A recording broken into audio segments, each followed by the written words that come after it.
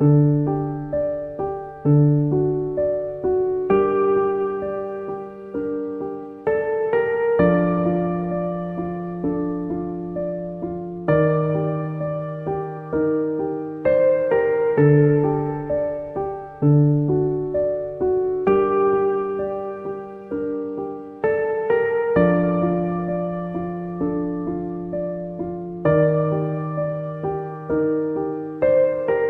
we picture hunger, we picture absence. An empty fridge, an empty plate, a stomach begging for something, anything. But in America, hunger often wears a different face. A lunchbox packed with chips, cookies, and sugar water. A pantry lined with canned pasta, processed meats, and salt-packed vegetables. A budget stretched so tight, nutrition often falls off the list entirely. Because in this country, the question isn't always, is there food? It's what kind of food can you afford? And the answer too often looks like this. It was mainly processed food. It was mainly frozen food. I'll get a phone call and someone didn't eat and they're given the resource and they don't show up because they're scared too. It was, not a lot of meat. I mean, it was whatever meat they called in a frozen food thing. A lot of TV dinners and stuff like that. Chicken pot pies. It's not that people aren't eating. It's that they're eating what keeps them going, but keeps them sick. Yeah, the vegetables. On a whole, vegetables are so much more expensive today. And they're a necessary part of, our eating, what we need to survive. And they're just getting outpriced and almost out of reach for people like myself. To get fresh vegetables, fresh fruit, instead of something that's frozen, or to also like meat. That's my big thing. I want meat, a chicken, to be able to roast a chicken and stuff like that. That's the good stuff to me. But when $10 has to cover dinner for the week, a frozen pot pie becomes a luxury that lasts. And fruit, well, that becomes a craving that you can't indulge. So having that child scream, "I want strawberries now," and mom's like, "I gotta go home and wash it," but you don't get it. Just to see it in a child crying for strawberries, it's an important thing to offer to our families. This is the reality behind the numbers. Food insecurity isn't just about having enough to eat. It's about what kind of food can you access, and whether that food helps or harms your health. This isn't just a food issue. It's a policy issue, a health issue, a justice issue. This is what food insecurity really looks like, because being fed isn't the same as being well. And if we keep confusing fullness with nourishment, we will continue to leave millions behind. This is not just a story about hunger. It's a story about people. It's a story about what we don't see when we think of food insecurity. But it's also a story of hope, of action, of the strong, determined people who are fighting back, packing bags, rescuing food, cooking hot meals, and reminding us that no one deserves to be forgotten. These are their stories, and they matter, because our health is our future, and food is the foundation of that future.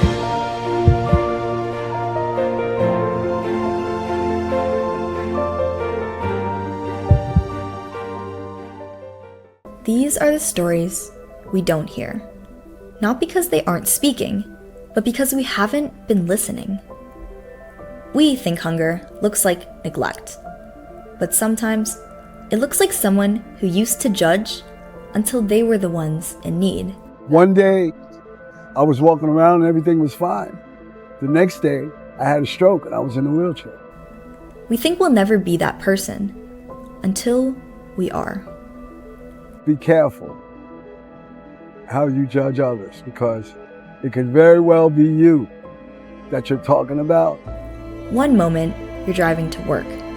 The next, you can't make it up the stairs. So I learned that life can shift on a dime. It can change the way that you have to live it. A diagnosis, a layoff, a rent spike. These are the cracks people often fall through, and food insecurity is often where they land. Let's say you're blessed or you're not. It's normalcy. We all have different stories. We all have different backgrounds. And you don't know if your parents have a struggle, if your neighbor's struggling, or what's going on. Sometimes people have a facade that they keep up. They can drive a nice car, they can have a job, but sometimes it's still not enough to make ends meet. This is the face of hunger. A family that looks just like yours, except they skip lunch to make rent. A neighbor choosing between chemo and groceries. A grandparent feeding grandkids on $16 left after the electricity bill. You can't judge somebody that they're poor and they need food. You never know what someone's going through beyond their home or inside their home. They can have a nice car, they can dress nice, but you never know what sacrifices that they're making to make sure that they have food on the table. The truth is, food insecurity doesn't have a face. It has millions. It varies completely. It varies all over the place. It varies from people who have just gotten down on their luck. They're not certain about what they're doing. There's other people who've been doing this for years and they live this lifestyle. Everybody, I think in some shape, is food insecure in some way, shape, or form. Either that the supermarket is really far and they can't get on a bus to travel to the local supermarket, or a child in school that is eating school lunch and gets home and there's nothing there because mom was so busy at work and didn't have time to go to the store to get food. I would love to see everyone understand and be able to see that in food banking and in food insecurity and in the communities we serve, we see everyone. We see working parents struggling to cover groceries. We often see seniors on fixed incomes. And, coming off the summer, we see children who lose meals in the summer. So we have to support that with our summer feeding program. It's so many people that we see. Every walk of life is represented in food banking, right? In food insecurity. And honestly, nearly 270,000 kids in New Jersey, 1 in 7 are food insecure. So I would like people to understand that. The faces you see in this film are just a few, but they represent the millions more. Teachers, veterans, single dads, immigrants, kids. I remember one time someone was talking to one of the clients, and it sounded as if it was someone who had recently migrated to the United States. The person who was encouraging him asked him, "So what's your background?" And then this guy tell us his background. This guy was a professional in his country. This is someone who has like a master's degree. So this is the thing that, we also have to understand. People go through seasons in life. So you can have someone who's in a season that right now they need to go to the food pantry, but this is not their whole story. There are a lot of people that are going to bed hungry. Not people that have children. It's people, the seniors. When a senior has to choose between medication or eating or paying a bill, that's not right. Food insecurity isn't about willpower. It's about access, circumstance, respect, and dignity. We learned that food impacts our communities. And we're all not just indigent. It's just that we all need help. Some people need help in other areas of their life. This just happens to be one of the areas that I need help with, which is food and sustenance. You've seen their eyes. You've heard their stories. These are the people we walk past on the sidewalk, in the grocery store, at school pickup, but for once, let's not look away.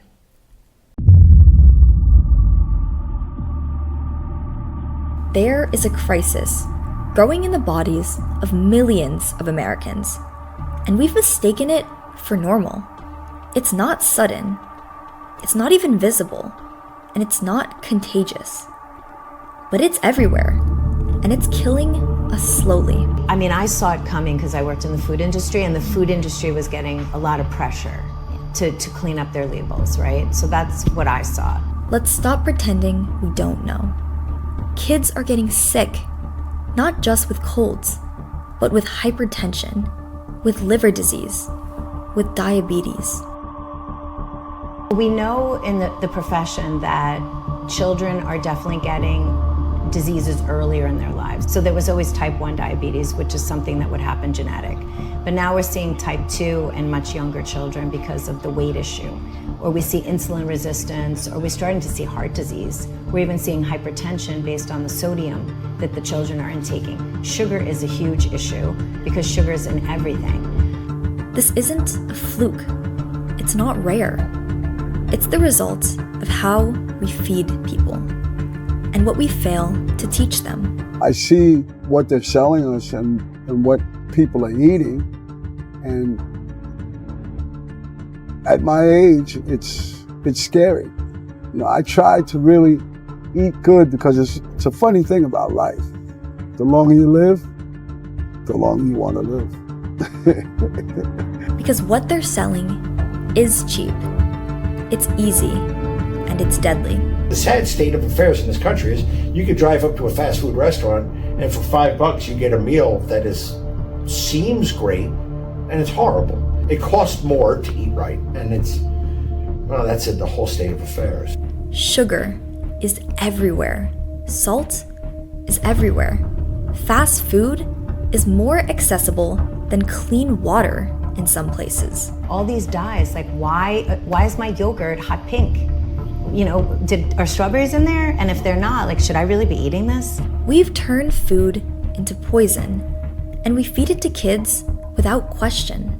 My kids grew up with these, healthy options. In fact, my kids, whenever they saw soda in the house, they're like, "Mom, we're having a party," because they knew that's the only time I bought soda. But guess what? They went to college and they ate everything that I didn't teach them to eat. But it will help though if you give them a foundation, because foundation is key.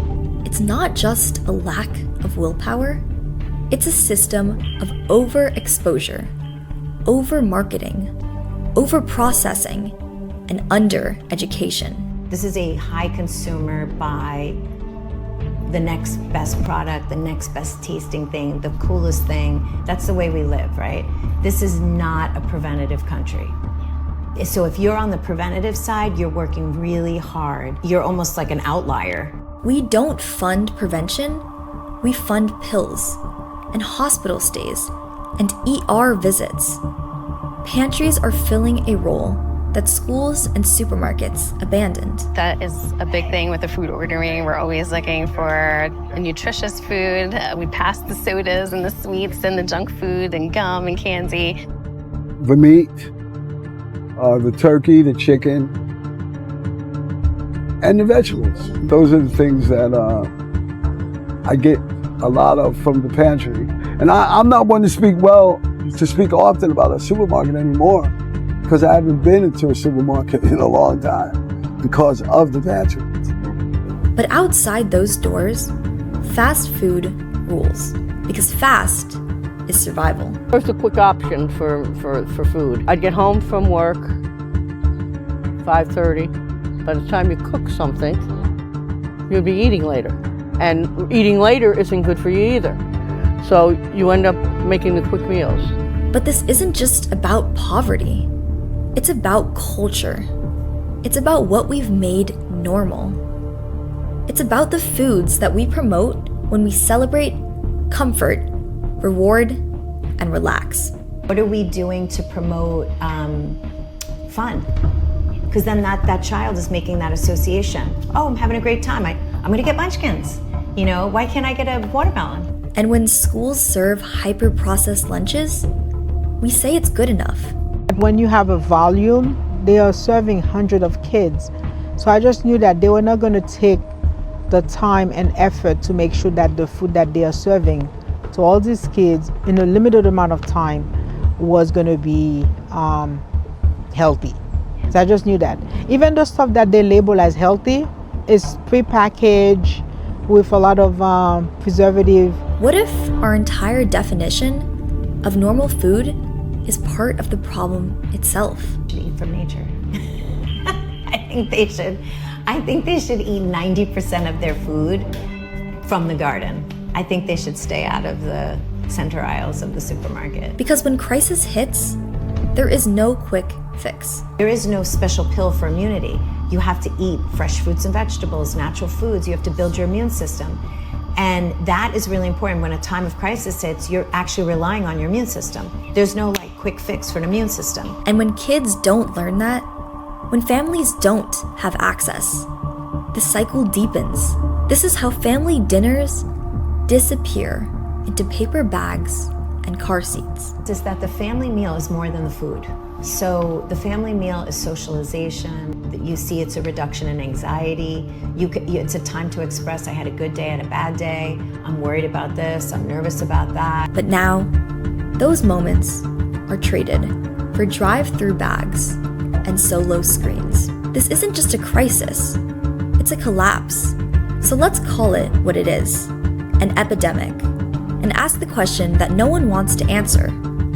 If food is supposed to keep us alive, why is it killing so many of us? They say the roots of poor health start in the hospital, but really, they begin much earlier, on the street corner, in the stores nearby, in what's available or not. Public health officials call these places food deserts. On paper, that means communities with limited access to grocery stores. But in reality, it means something far more complicated. Un poco difíciles de hacer porque hay pocos negocios de comidas, no hay supermercados grandes. Sí cuesta mucho encontrar. Para nosotros los hispanos tenemos pocas tiendas y cuesta mucho, hay que ir a otros lugares a comprar. For families here, access isn't measured in miles. It's measured in hours spent traveling, in buses taken, in what's missing from the shelves. Restaurantes también hay pocos. Es una comunidad pequeña y necesitamos me gustaría ver mucho más restaurantes, mucho más tiendas de comida. Sí. Así que cuesta un poco encontrar todo lo que uno busca. This is what the USDA definition erases. A neighborhood may have a store, but if that store doesn't carry what families need, then what kind of access is it really? En mi comunidad necesitamos a veces más productos de nuestros países y cuesta encontrar muchas cosas como algunas frutas que no vemos por acá, vegetales diferentes que necesitamos para hacer nuestras recetas familiares de nuestros países, comer comida de nosotros. Y sí cuesta, pero no es muy buena calidad las cosas que hay, porque a veces tardan mucho estar en la tienda quizás y cuesta mucho encontrar, así que... The USDA doesn't ask whether food is fresh or whether it allows families to keep their traditions alive.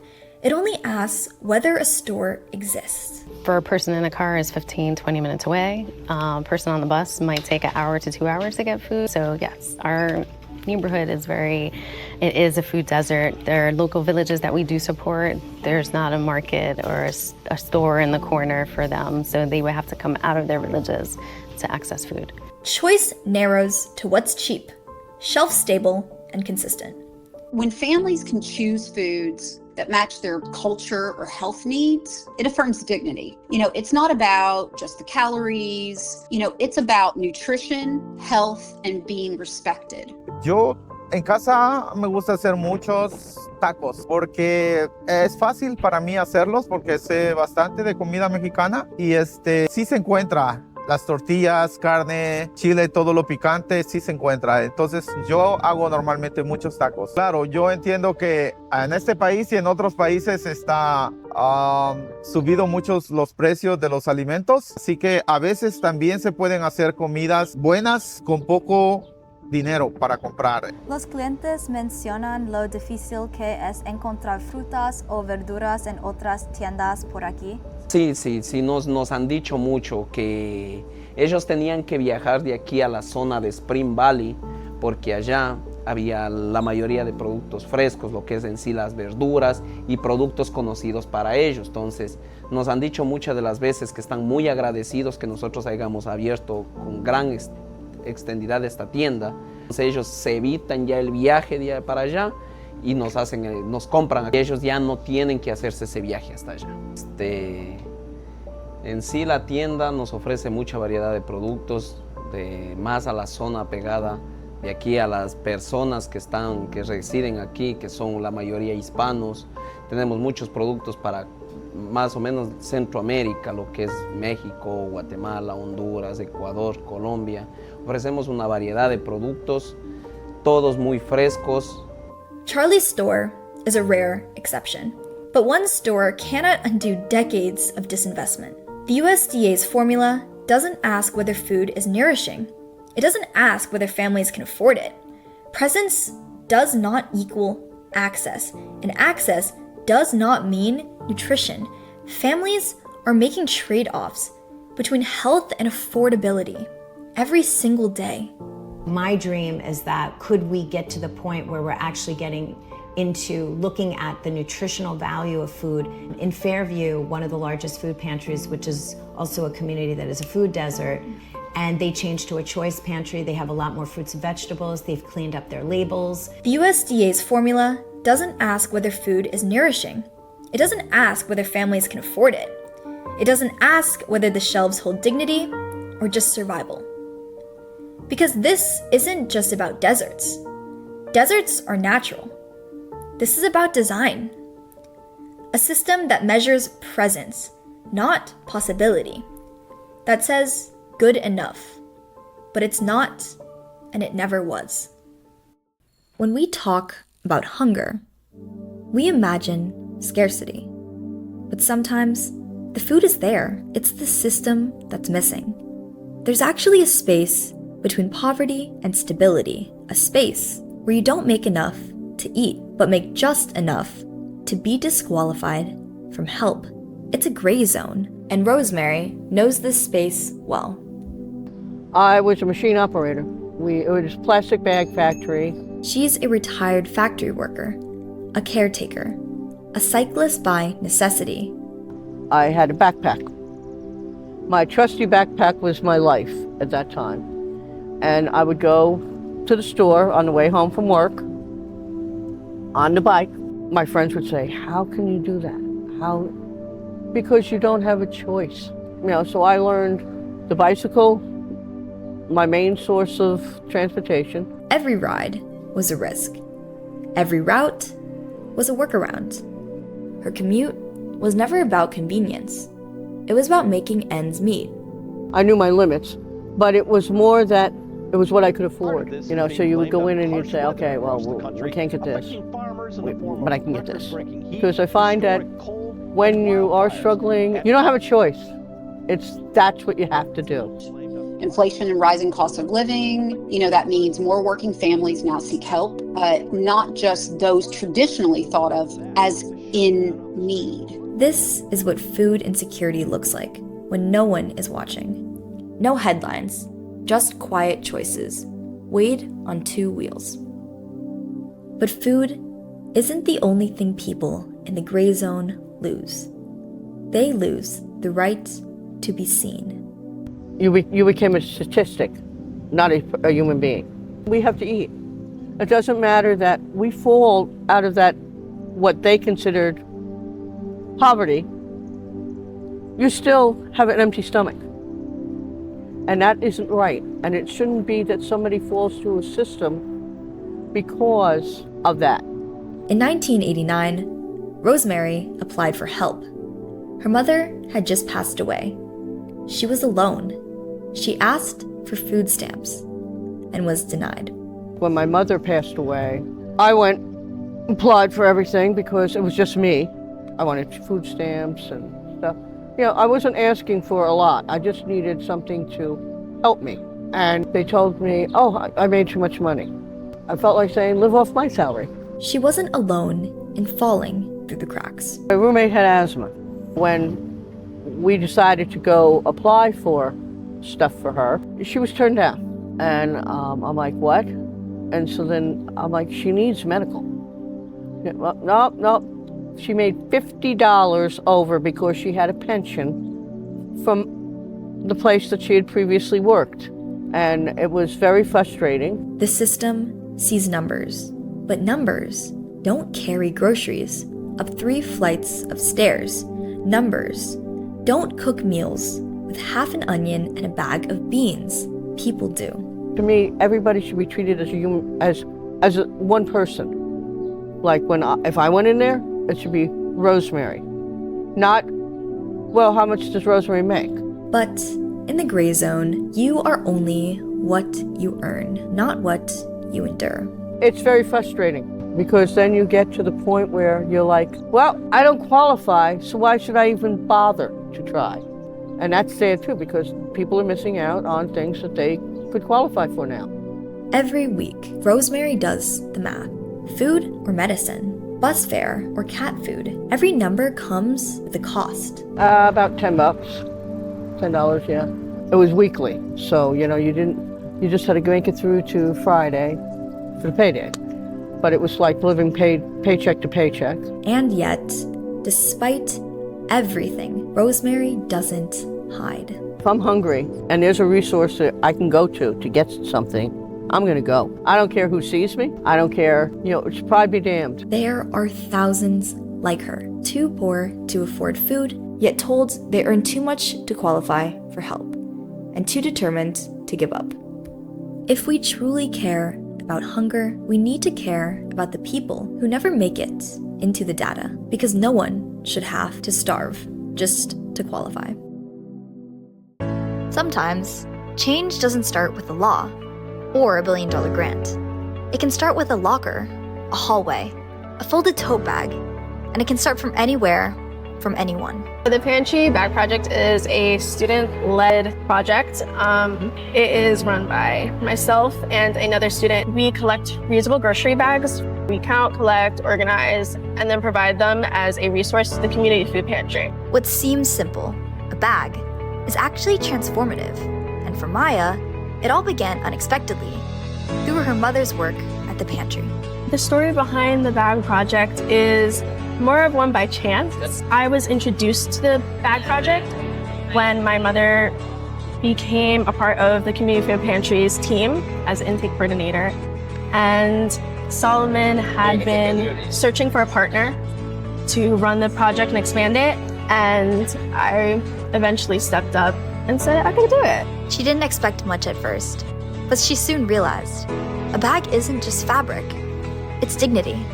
I never imagined in a million years that I would go around being like, I would love your grocery bags. They're so important to us. I think it's something that is definitely overlooked. In a world where food insecurity feels overwhelming, Maya found that sometimes dignity fits into the handles of a sturdy bag. When I'm actually bringing in the bags or I'm in the back folding the bag, by the end of the day, I'll have a huge bag and I'll look at it and I'll be like, that's 250 bags that will be used in a day. Seeing the work you put into something and then seeing where it's gonna go directly is huge. Each folded bag is peace of mind. Each one is proof that small actions can ripple outward. Her message to other young people: don't wait. And her age? Well, it wasn't a limitation. It was actually her strength. The one thing that I have realized through this project is a lot of times your age is the power you have.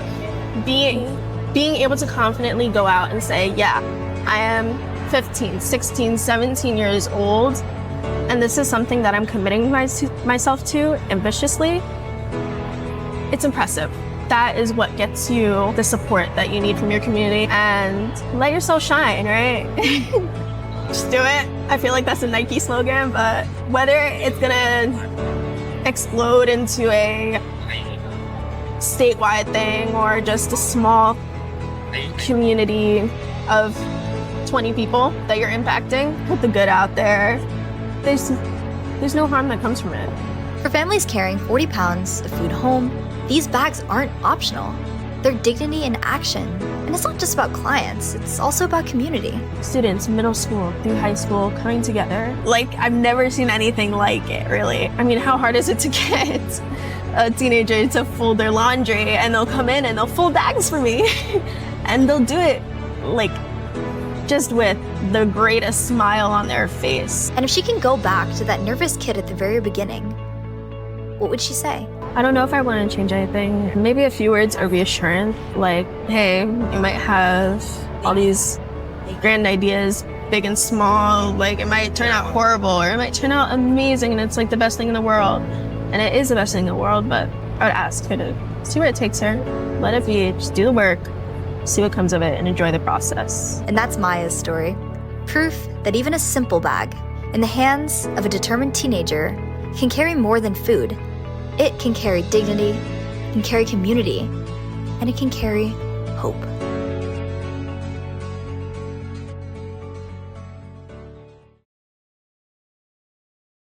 We've seen what hunger looks like. On maps, in systems, in stories weighed down by shame. But here, there's a different story unfolding. One written in ripe tomatoes, carefully stacked egg cartons, and the hum of conversation. This isn't just a food pantry. This is a revolution.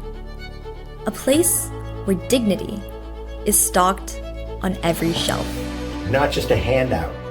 It's a hand up, okay? We're not just feeding them. They come in and they're an integral part of what they're doing. People leave here with a sense of pride in who they are more than when they came in. This is the Community Food Pantry in Suffern, often called the Suffern Pantry by locals. Here at the Community Food Pantry, they have the option to choose the food that benefits their family, either culturally or food sensitivities. They get to choose what is best for their household. We can't determine that this is what we're giving you and you can make it. But its impact stretches far beyond this neighborhood. In a world where food aid often comes prepackaged and predetermined, choice is radical. And here, it's standard. The thing I think that sets us aside from others is this is a choice pantry. The way we give out food, it's a choice pantry, and people can choose what they want. They don't have to take everything. We're a choice pantry. The client can pick out if they want, a ripened banana or a not so ripe banana. Let the client choose. So those little things matter. We enable them and empower them to come in here and take a shopping cart and walk like an aisle. And it's more than just a matter of preference. It's about agency. It's about health. It's about empowerment. I've seen people that walk past anything that's processed, they don't want it. So I think more than anything, it also sends a different message. It's saying that, you don't have to compromise your health just because you are going through food insecurities. That's not the point. The point is that we want you to be properly fed and we want you to have, nutritious food for you and your family. Dignity isn't just a philosophy here. It's in the design. When they started the pantry, people did have the choice. Then COVID hit and they didn't have the choice and it was bagged into the cars. So bringing this aspect of it back, it does create dignity, respect, and having them come in, we build a stronger sense of community because we have interactions with our neighbors and hear stories, and we can encourage them along in their journey of life. Choice pantries, they're offering not only choice and dignity in the way that any of our neighbors can go in and choose the food that they're bringing home to their families. There are also resources at most of the choice pantries, and that's really the focus of food banking in the future. It's like it really offers that center in the community where you can get more support, not just the food that you need, but support to be successful in the future. When you give people choice, they choose well. When you offer fresh produce, it's the first thing to go. When you trust people, they thrive. People who go to a regular grocery store, the trend is to buy healthy food, so why wouldn't it be here? And we treat these people the same we would want to have them treated at a regular grocery store. Healthy choices aren't a luxury here. They're the baseline. And most importantly, they're an option. There are people who do that by choice. They can afford to have the fresh food, but it's good to know that the people who are coming to us as clients, if this is something that they want to do, they want to maintain fresh food in their diet and the diet of their children, they do have that option. And beyond nutrition, those choices ripple into daily life, into bills, tuition, comfort, and survival. Pantry has allowed me to delegate that part of my bills that I was spending on the nutritious food that I'm getting from the pantry. And I can take that money and put it towards other bills that I need to sustain my life. It's helped me so much that it's hard to describe. I'd be here all day. This is what happens when you give people more than food. When you give them the space to say, I deserve this, and I'm not alone. If you could describe this pantry in 3 words or a sentence, what would you say? Just loving people where they are, meeting them, their needs where they are. Happiness, contentment, security. Food insecurity isn't just about hunger, it's about power. And when we place power back into people's hands, when we let them choose what goes in their bag, we're not just feeding them, we're trusting them, we're lifting them, and maybe, just maybe, we're healing something bigger. It begins before the pantry doors even open, before a single tomato is sorted, before a single shelf is filled. It begins with a truck, not with a donation bin, but with a soup can, but with food that almost didn't make it. So they come around 11 o'clock, they unload. We never know, it's like a mystery box. We never know what we're gonna receive. They already know from the style of our pantry and how it's set up. Bread is important, fresh fruits, vegetables. These aren't second-rate items. They're just second-chance ones. A box with a dent, a banana with a freckle, a bag of carrots, perfectly fine, except for a date printed in ink. Expiration or sell-by date is just a best buy date. It doesn't mean that the food mysteriously explodes after the date comes. Milk, if there's a date where it does have to be pulled off the shelf of a retailer, we want to work with that agency to make sure that they can pick it up that night so that they can give it to their neighbors that night before the best buy date. At most supermarkets, this food would be considered trash. Here, it's a treasure. I get anywhere from, I would say, 1,000 to 2,500 pounds every week. Each item is inspected by hand, one by one. And what the world calls expired, they call dinner. But what happens next is a process few people ever see. What are you doing right now? We're sorting produce. Sometimes things are in big packages and have to be broken down, or we have to make sure that nothing is, going bad inside. I am bagging the recovered lettuce that we got today. So yeah, I mean, most of this lettuce looks good, so it's going to go in the bag, and it's good, nutritious food for the clients. And overseeing all of it is Terry. We asked her to walk us through a single day of rescue from start to finish. Today on Tuesday, my group starts coming in around 10:30. We start setting up the tables, the signs. On Mondays, I text my group that I have active right now, and I find out who's available to come in, the crates, and whenever the order comes, I'm there to unload the truck. The guys are there, all there to help. And as it comes off the truck, I usually try and check the dates. I check for freshness. I always say, one bad apple spoils the whole bunch. That's what the store does. If they find one old or rotten bag with bananas or oranges or apricots, 120 they get rid of the whole billion thing pounds of because food they can't sell it. discarded by Americans. But normally that would go to a landfill. And this is how we recover the food. We open them up, we repackage them, we tie them up, we make it very presentable for the clients that come in. And they're so thankful. We know that every 2 weeks we have approximately 300 clients that come through. So it's 600 a month. So after everything is crated, everything is stored in the refrigerator. We have it marked Tuesday and Wednesday. And we have it out on the silver table in the pantry to go out to the clients that day or the next day. It is a large process and it takes a lot of people and a lot of caring people. It's hands-on. It's meticulous. And it's rooted in care. The enthusiasm of the volunteers. When we have a delivery, big delivery here, these guys, they show up with their gloves on in the rain and the snow, ready to unload a truck, all in great spirits and all ready to work. It's contagious when they're like that. Everybody, it's a team, it's a family, which is what's awesome. And for Terry, this isn't just a system, it's personal. And growing up, I had 10 kids in my family. I was the oldest. My mom lived check to check, and we wasted nothing.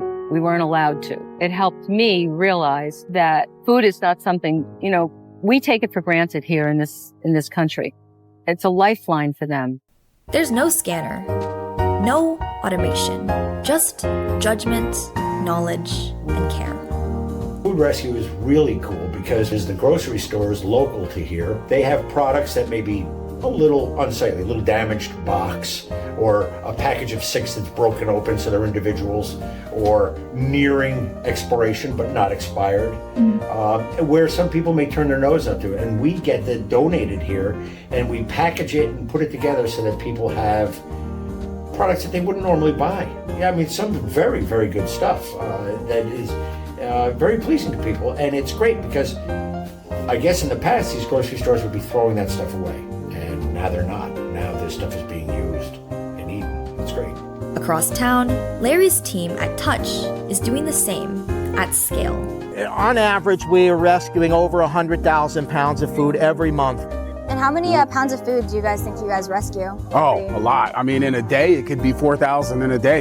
It varies. It could be 2,500, it could be 4,000, it could be 6,000. It varies. Monday is usually our busiest day. It's our heaviest day because of the food that accumulates over the weekend. With efficiency, we don't lose the food in the supply line. We pick it up direct at the supplier and we bring it direct to the food pantry, but the food bank still gets credit for doing that good work.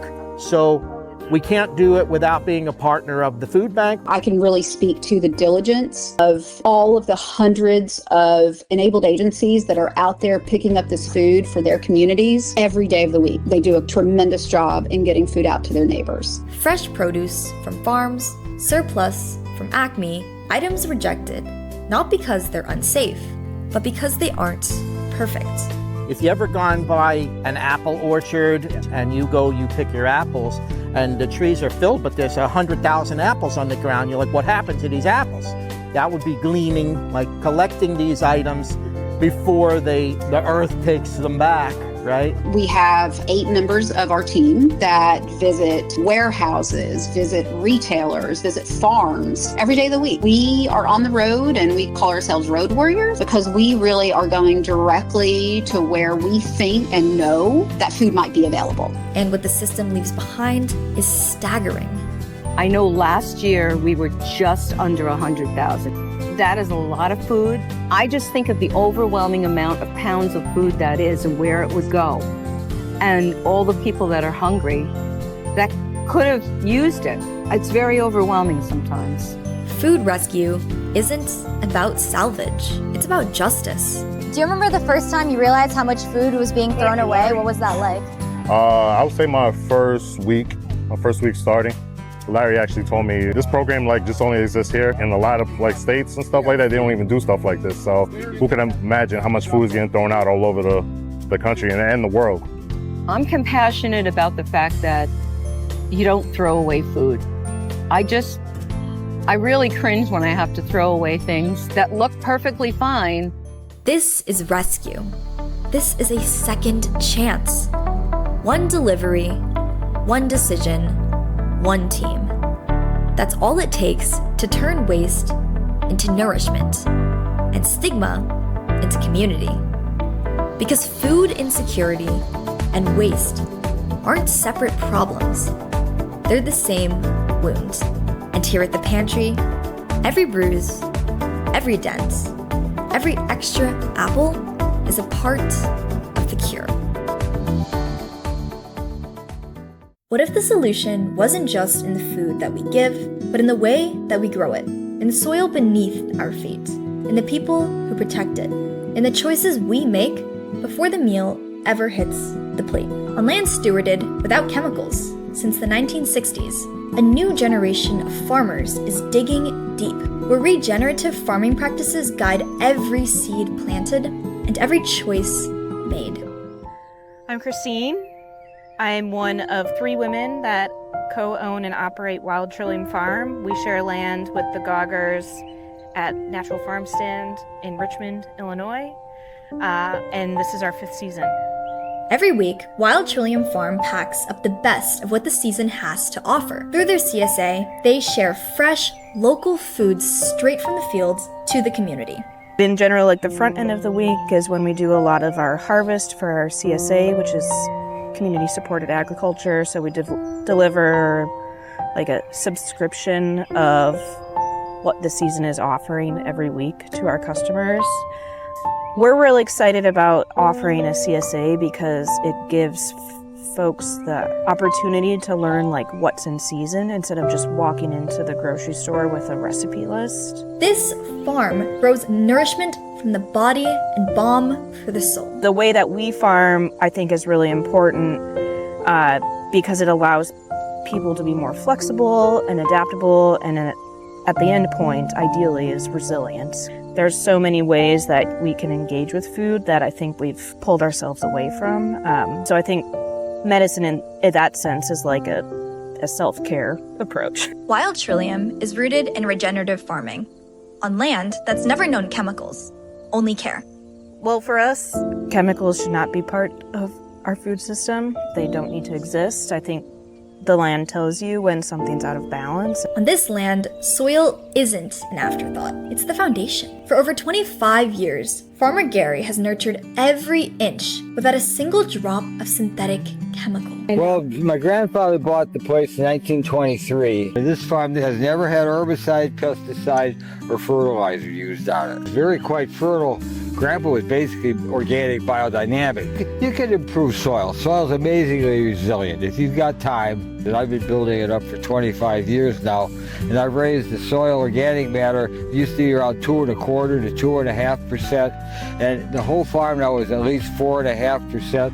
Up to 7% organic matter. And when you get above 4%, that's a magic number, because then there's enough organic matter in the soil. As long as the weather's a little bit warm, you have enough nitrogen. So you don't have to worry about nitrogen in it. And because I use the compost, it's full of potassium. Now we get the horse manure, so that's where you get your phosphates. If we want a future that nourishes us, we have to start by healing the soil beneath our feet. A lot of organic farmers say that they grow healthy soil instead of healthy food, and I think that would probably be the pin that's most important. The ecosystem evens itself out starting from the soil up, and I think people forget that that is possible. In a changing climate, water is sacred. Christine and her team rely on soil itself to retain life. The more organic matter and other land management practices that you can introduce to your soils and fields helps water retention. And this is one of the reasons why organic farming is really important, because it doesn't only protect the soil and the crops that grow above, but it also protects what happens underneath the soil and what happens beyond it, within our water systems and groundwater and everything like that. So at this farm, we don't do any irrigation. We instead focus our efforts on the soil management. For Mitch, farming isn't just about taste. It's about being part of something real. Most of the time, this is it's labor, but it's also therapeutic, and you feel a little more connected to the natural side of things.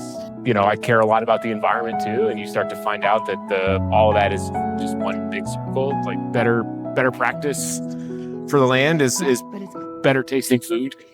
And now, thanks to a 100-year conservation easement, this soil is promised a future, never to be buried beneath concrete, but forever rooted in growth, memory, and real food for generations to come.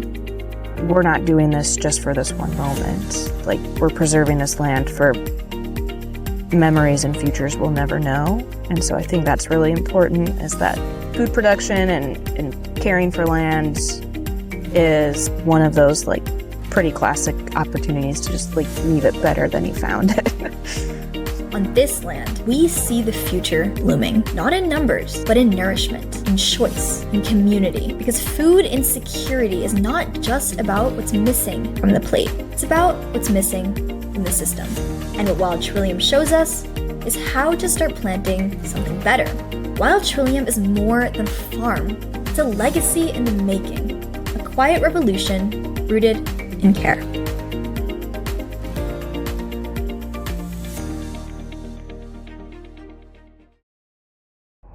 When we think about fixing hunger, we often focus on quantity. But what if the real answer isn't just more food? It's better food. And what if the real transformation begins not in the emergency room, but in a garden bed? Stacey Amteen, and I'm a master's in food and nutrition, and I'm the founder of Health Barn. Stacey didn't start on a farm. She started in corporate PR, but something didn't sit right. During one of my classes, the professor had said, this would be the first generation of children that would not outlive their parents based on lifestyle. And I was kind of like, did anybody, like I was so stunned.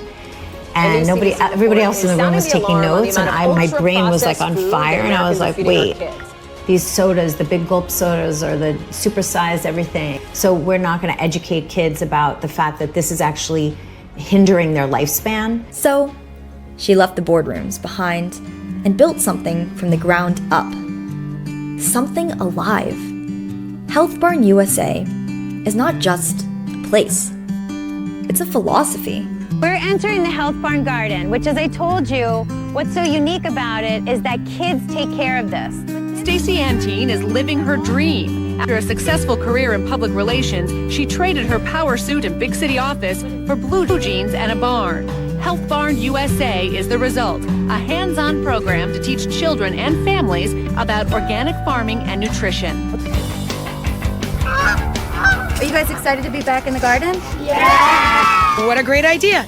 Teach kids all about nutrition and healthy eating by letting them grow their own fruits and vegetables. It's the mission of Health Barn USA, and it's mission accomplished. What makes Health Barn different is the kids are naturally growing their own vegetables. I wanted to create a place where kids could actually be excited about fruits and vegetables. What I want you to do is pick a Brussels sprout and eat it. Research is pretty powerful at 3 years old that if you start exposing them to different fruits and vegetables, trying it multiple times, that these are habits, because these are all habits that form. It's much easier to form a habit at 5 than it is at 40. You should definitely start at an early age so you develop this foundation of knowing to eat healthy, which foods are good for you, which are not. So I think that's definitely important to start from an early age. At Health Barn, children don't memorize food groups. They dig them up. We just installed an organic orchard with fruit and nut trees. So you get kids excited about growing food that's not coming from a factory. I remember chopping carrots. I picked them straight out of the garden, and the carrots tasted so fresh and nice, and they tasted really good straight out of the garden. And it works. One child learns veggie chips come from a factory, not a plant. Another trades graham crackers for carrots. So it's about trying and exposure, but it's also about learning. Okay, for a child, it's so simple. It's like you go out to the garden, you pick a carrot, you bite it, and you're like, I tried it. Education can spark agency at any age, but especially when it starts young. We have to teach people skills, not only nutrition education, which is important. We have to start teaching skills. Even now at Health Barn, when we're pulling things from the garden, we have to teach them, you don't put water on food that isn't going to be served on vegetables. You have to be able to peel the onions a certain way to keep them so they're not rotting. We did a lot of activities like making and preparing healthy foods and learning about healthy snacks and what we should choose to eat. In third grade, working with them on a hydroponics lesson teaches at a young age the pride of sustainability and growing food for their family. This is about giving families not just food, but knowledge. You can't fault a child for choosing soda over water unless you teach them why. Nature will never go wrong. We can't go wrong with nature. And the ripple effect, well, it reaches parents, homes, entire communities. The child is being educated, and then the child's enthusiasm, the parents are like, yay, yes, you want to make raspberry crumble? Or you want to make a smoothie today, the rainbow swirly smoothie? Great. Eating a melon fresh from the garden. Have you ever had this experience? No. And is it good? Yes. Is it, how good is it? It's great. It's better than the one from the supermarket. And that is a honeydew melon. Did you know that? Yes. Great. Do you know what vitamin it's high in? No. High in vitamin C. Well, whatever vitamin it has in it, it sure tastes good. We've been trained to think that labels like natural or low fat means good for you. But what if we taught people how to look deeper? You have to look at the ingredient list. You have to see, what's in my food, because I really don't know.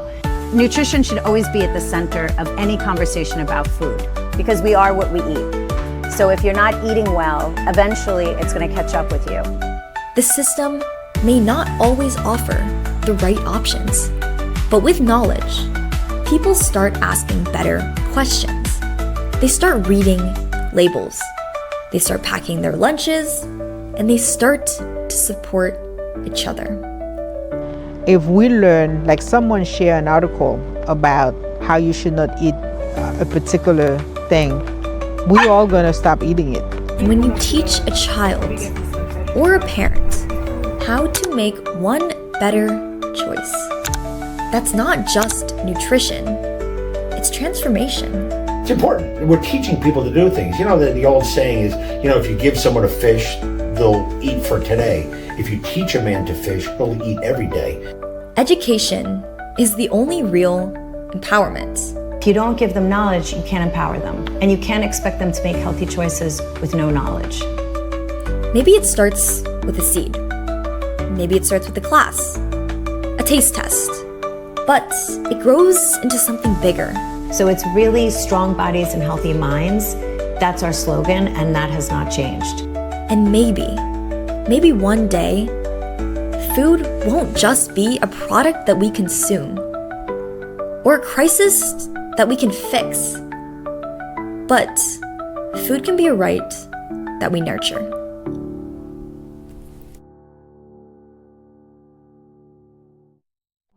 In a world where so many doors feel closed, volunteering opens them for the people who walk through the pantry doors and for the people standing there to greet them. When I started a year ago, I said it's magical, like Willy Wonka's factory. And it's just so magical when we open the doors and all the families come in, we hear their stories, they're excited to be here, they're happy, they're grateful.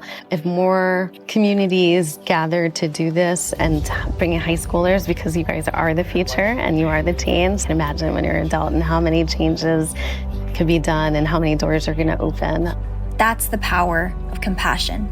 Kindness turns fear into relief. Hope replaces shame. It doesn't matter so much if they've never volunteered before, if they have volunteered before. It's more so where their heart is, if they're kind, if they're compassionate. Those are the key factors for me. Because volunteering isn't about resumes. It's about heart, about showing up, about seeing someone, and about being seen. The point is to have the connection and make them smile, eye connection, contact, give them a little joy for that day, even if it's for just a little moment, so that they can take home with them, that human connection And it's the same for the volunteers. Perhaps they're, either going through a tough time, lost a job, and has found us, come to us and said, you know what, maybe in my downtime, I can do something positive. Every smile, every bag carried, every carton of eggs handed with dignity, it adds up into something bigger than food, into a family. It's kind of like a family environment in a sense, because you know who's sick, you know who's on vacation, you probably know who had just had a grandchild or some other lovely activity such as a graduation or prom. I want to see the dress. The connection is what's special. And here's the truth. That family needs you. And I feel like everybody should feel that way. It's not like food insecurity, it's those people. It's like, no, these people live amongst ourselves.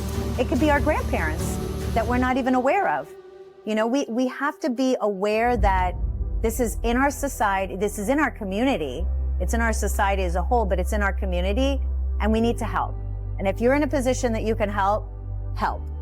You know, even on tough days, I think about the kids who count on us for their next meal. Knowing that what we do today can change tomorrow for another family, whether it be in a small way for us internally at CFB&J. We meet people every day, our volunteers, our many corporations and retailers and Feeding America. And it is every person that we speak to doing that small thing or doing whatever they can do, even if it's a big thing, that we're all working together as one community and that we all understand the common goal. It's making a small difference without you understanding or realizing the impact that you may have on someone. Always give it back, always pay back, no matter how successful you get or how much you struggle. It could be either end.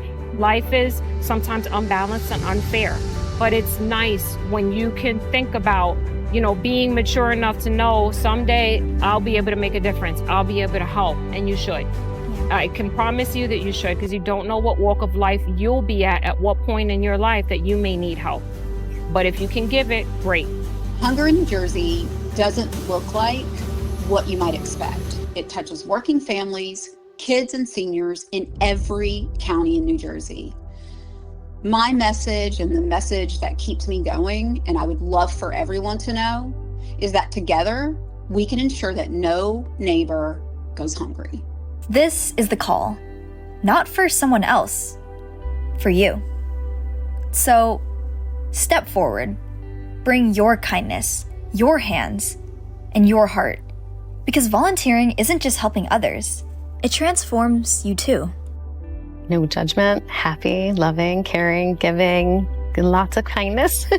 Everybody needs that one up, and this is the place that they can receive that hope and support.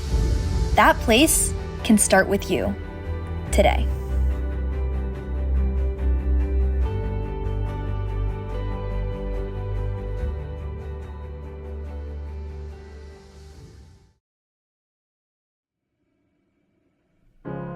You're broken down and tired of living life on the merry-go-round, and you can't find a fighter, but I see it in you, so we gon' walk it out.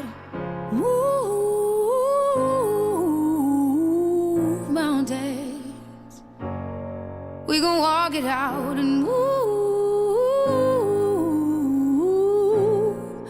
mountains. And I'll rise like the day. I'll rise up, I'll rise unafraid. I'll rise up, and I do it 1,000 times again.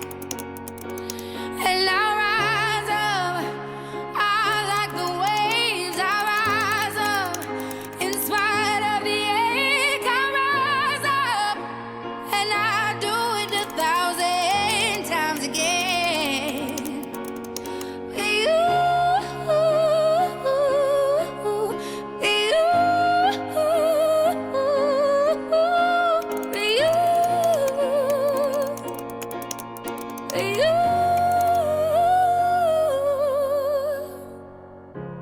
The silence isn't quiet, and it feels like it's It's getting hard to breathe, and I know you feel like dying, but I promise we'll take the world to its feet. Move mountains, bring it to its feet. Move mountains, and I'll rise up. I'll rise like the day. I'll rise up. I'll rise unafraid. I'll rise up, and I do it 1,000 times again.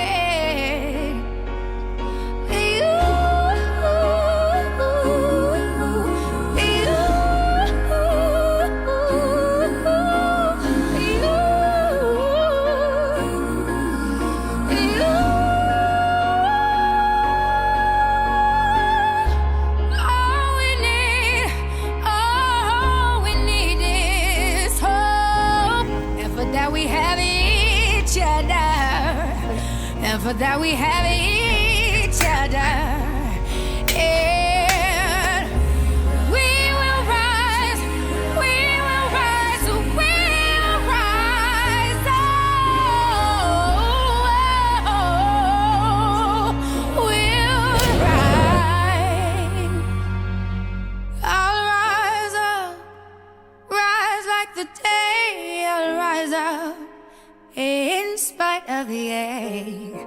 I will rise 1,000 times again, and we'll rise up.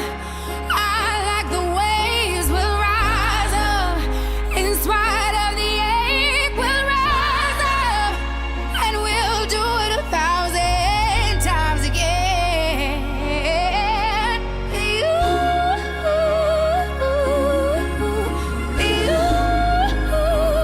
Dude, go back to the water. Where are you going?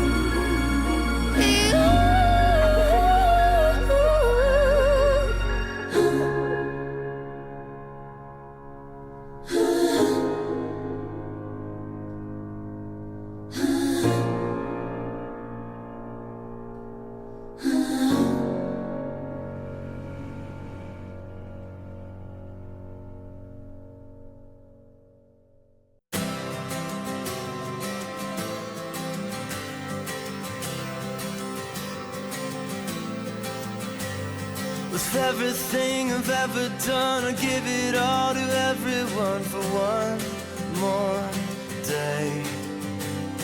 Another night I'm waking through another door I walk into, I can't break. And it's a winding road, and it's a long way home.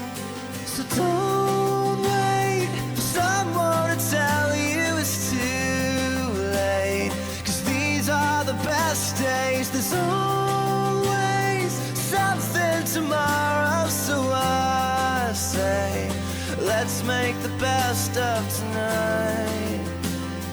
Here comes the rest of our lives.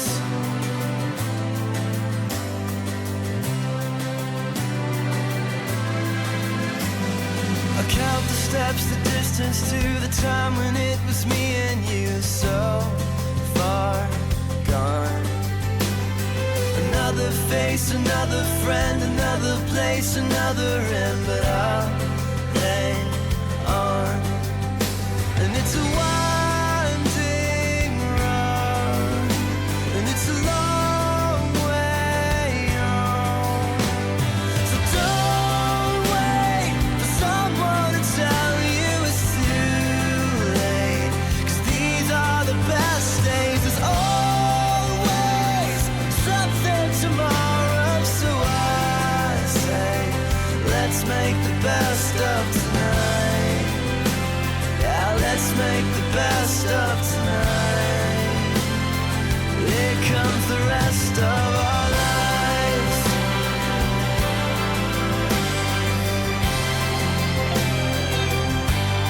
The rest of our lives.